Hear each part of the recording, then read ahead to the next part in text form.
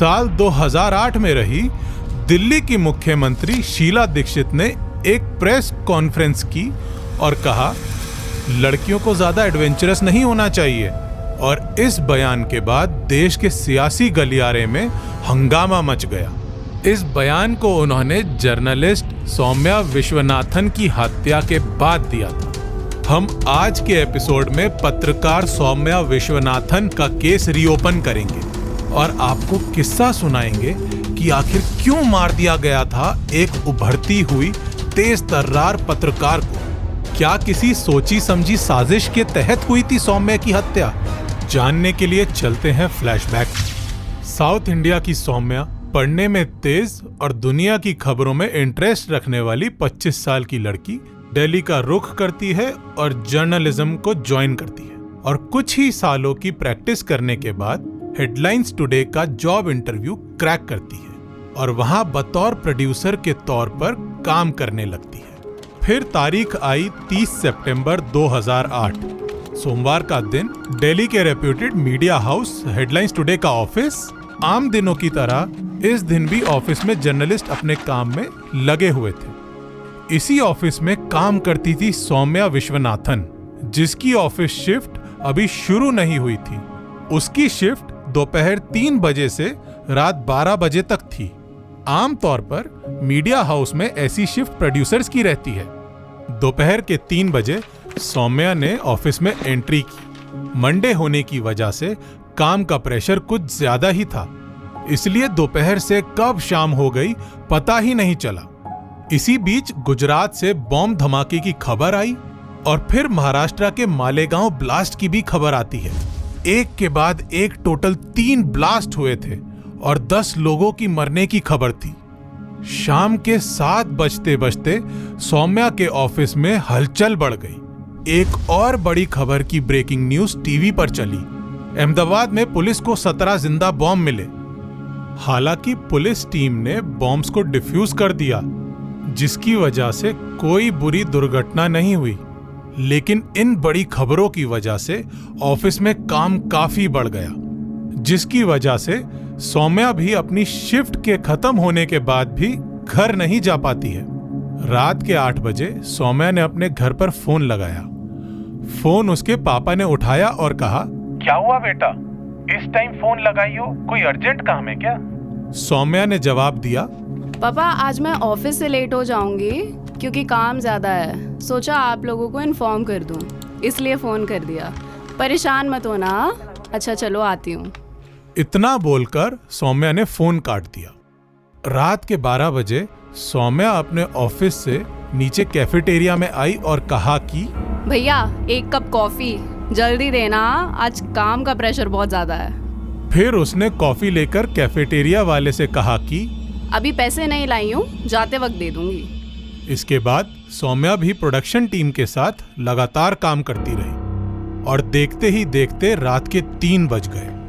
फिर सौम्या के shift in charge ने कहा, सौम्या काफी देर हो गई है, तुम अब घर चली जाओ, काफी मेहनत कर ली। सौम्या जवाब देते हुए कहती है कि हाँ बस अब घर निकल ही रही हूँ। बाय द वे सर, मुझे काम करना पसंद है और देखना इसी मेहनत की वजह से मैं देश की बड़ी जर्नलिस्ट बन के दिखाऊंगी। इतना कहने के बाद सौम्या ने मुस्कुरा दिया और अपने काम को खत्म करने में लग गई। फिर सौम्या ने अपना बैग पैक किया और घर जाने की तैयारी करने लगी। अधिकतर सौम्या ऑफिस की कैब से घर जाया करती थी, लेकिन आज वो खुद की कार लेकर आई थी। रात के 3:02 पर सौम्या ऑफिस की लिफ्ट से नीचे आई और घर जाने लगी। तभी कैफेटेरिया से नरेश, जिसकी उस दिन ड्यूटी थी, उसने आवाज दिया, मैडम कुछ पैसे बकाए थे। इसी पर सौम्या कहती है कि हाँ सॉरी भैया, भूल गई थी, लीजिए आपके पैसे, फिर मिलते हैं। लेकिन सौम्या को नहीं पता था कि अब वो दोबारा ऑफिस लौटकर कभी नहीं आएगी। इसके बाद सौम्या अपनी वाइट ज़ेन में बैठी और गाड़ी स्टार्ट करके ऑफिस से घर की तरफ निकल गई। लेकिन उसे ऐसा लगा कि उसकी कार के शीशे में बहुत धूल है, तो उसने ऑफिस के ही सामने रोककर अपनी कार के शीशे को साफ किया। फिर सौम्या 3:07 पर वीडियोकॉन टावर से निकल गई। रात का समय था 3 से ज्यादा का टाइम हो चुका था।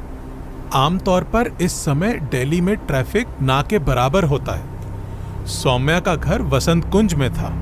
गाड़ी धीरे धीरे वसंत कुंज की तरफ बढ़ रही थी। सौम्या को पता था कि वो 30 मिनट के अंदर ही अपने घर पहुंच जाएगी। इसी बीच 3:30 पर सौम्या ने फिर से अपने पिताजी को कॉल किया और कहा, पापा, मैं नेल्सन मंडेला मार्ग के पास पहुंच गई हूँ। बस 5-10 मिनट में घर पहुंच रही हूँ। मिलते हैं, सी यू। घर वाले भी आराम से बैठ गए कि बस बेटी ठीक है, घर आने ही वाली है। लेकिन उस फोन कॉल के ठीक 10 मिनट के अंदर ही, यानी 3:40 पर नेल्सन मंडेला मार्ग के ही डिवाइडर के पास एक सफेद जैन पलट गई। कुछ देर बाद किसी के फोन की वजह से पुलिस वहां पहुंची और देखा कि ड्राइवर सीट पर एक लड़की बैठी है जिसके सर से बहुत खून बह रहा है। वहीं कार में ही पुलिस को एक प्रेस आइडेंटिटी कार्ड भी मिला। पुलिस को पता चल गया था कि ये लड़की कोई और नहीं बल्कि जर्नलिस्ट सौम्या विश्वनाथन है। सौम्या को एम्स ट्रॉमा सेंटर लेकर जाया गया, लेकिन डॉक्टर ने बता दिया कि इनकी डेथ हो चुकी है। सबसे पहले पुलिस को और बाकी सभी को यही लगा कि ये एक एक्सीडेंट का मामला है और सर में चोट की वजह से डेथ हुई है। फिर दूसरे दिन सौम्या का पोस्टमार्टम हुआ और इसकी रिपोर्ट ने पूरे केस की दिशा को बदल दिया। रिपोर्ट में ये आया कि सौम्या के सर के पिछले हिस्से में गोली लगी थी और इसी वजह से इसकी मौत हुई थी। फिर पुलिस ने इन्वेस्टिगेशन की शुरुआत की। ऑफिस के लोगों से पूछताछ की गई, तमाम सीसीटीवी फुटेज खंगाले गए, लेकिन कहीं कुछ नहीं मिला। सीसीटीवी फुटेज से क्लियर था कि ऑफिस से सौम्या के बाद एक और कार निकली तो थी, लेकिन वो 25 मिनट के बाद निकली थी। इसका सीधा सा मतलब था कि ऑफिस की तरफ से किसी ने भी सौम्या का पीछा नहीं किया और ना ही उस रात ऑफिस के सामने से किसी कार ने सौम्या का पीछा किया था। एक लड़की का मर्डर, ऊपर से मीडिया का मामला। दिल्ली पुलिस ने हर एंगल से जांच शुरू की, लेकिन उन्हें कोई सुराग नहीं मिला। वक्त निकलते निकलते पूरे 6 महीने बीत गए। मार्च 2009 आया, लेकिन अभी भी पुलिस के पास एक ही जवाब था, हम अलग अलग एंगल से जांच कर रहे हैं, केस सॉल्व हो जाएगा।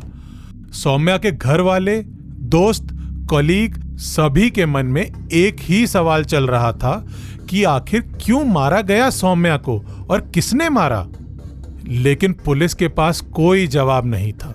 हालांकि ऐसा नहीं था कि पुलिस कोशिश नहीं कर रही थी, लेकिन उन्हें कोई कामयाबी नहीं मिल पा रही थी। इसके बाद पुलिस जनता से अपील करती है कि 30 सितंबर 2008 की रात अगर किसी ने सौम्या विश्वनाथन के साथ कुछ होते हुए देखा हो तो सामने आकर अपना बयान दर्ज करवाइए। लेकिन इससे भी पुलिस को कोई कामयाबी नहीं मिलती। फिर मार्च में एक कोइंसिडेंस हुआ जिसकी वजह से सौम्या के केस में ट्विस्ट आया। हुआ कुछ ऐसा था कि उसी वसंत कुंज के रास्ते में एक और मर्डर हुआ। इस बार मर्डर जिगीशा घोष नाम की लड़की का हुआ था। इसी केस की इन्वेस्टिगेशन करते हुए मार्च की ही रात को पुलिस ने एक वैगनार कार को पकड़ा। उस कार में 4 लड़के बैठे हुए थे। रात के करीब 2-3 ही बजे थे और वैगनार कार बार बार वसंत कुंज की तरफ जाती और वापस आ जाती। शक के आधार पर पुलिस ने कार को रोक लिया और लड़कों से पूछताछ करने लगी। पुलिस को उनकी हरकतों से और शक हुआ तो उन्हें पुलिस स्टेशन लेकर गई। थोड़ी सख्ती दिखाई तो 2 लड़के टूट गए और पुलिस को बताया कि उन्होंने ही जिगीशा घोष की हत्या की है और साथ ही साथ और भी कई लोगों को लूटा है। इसके बाद पुलिस को शक हुआ कि इन्होंने और भी मर्डर किए होंगे। पुलिस ने सख्ती बढ़ाई और फिर उन चारों ने बताया कि 30 सितंबर की रात को भी इन्होंने एक लड़की को गोली मारी थी और बाद में इन्हें पता चला कि वो लड़की पत्रकार थी और उसका नाम सौम्या विश्वनाथन था। अब पुलिस ने सवाल किया, तुम लोगों ने सौम्या को क्यों मारा? आरोपियों ने बताया था कि रात को हम लोग ऐसे ही घूम रहे थे। तभी हमारी नजर एक ज़ेन कार के ऊपर पड़ी। हम लोगों ने 3-4 सिग्नल तक उसे फॉलो किया, फिर सोचा कि ये बहुत स्लो गाड़ी चला रही है, इसे पकड़ना आसान रहेगा। फिर हम लोगों ने उसे रुकने का इशारा किया। उसने गाड़ी की रफ्तार तेज कर दी। फिर हम लोगों में से एक ने गुस्से में पहली गोली चलाई। वो उसकी गाड़ी के नंबर प्लेट में लगी। हम उसे डराना चाहते थे। फिर दूसरी गोली चलाई तो वो सीट के पीछे से उसके सर में लग गई।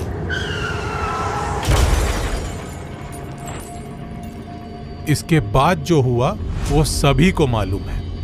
पुलिस के सामने सौम्या के हत्यारे आ चुके थे। उन 4 की गवाही के बाद एक और लड़के का नाम सामने आया। मर्डर के 6 महीने बाद ही सही, लेकिन दुनिया को पता चल गया कि जिगीशा और सौम्या को किसने मारा है। पुलिस ने इन दोनों केसेस में 5 लोगों को आरोपी बनाया था और उन 5 को जेल के पीछे डाल दिया गया।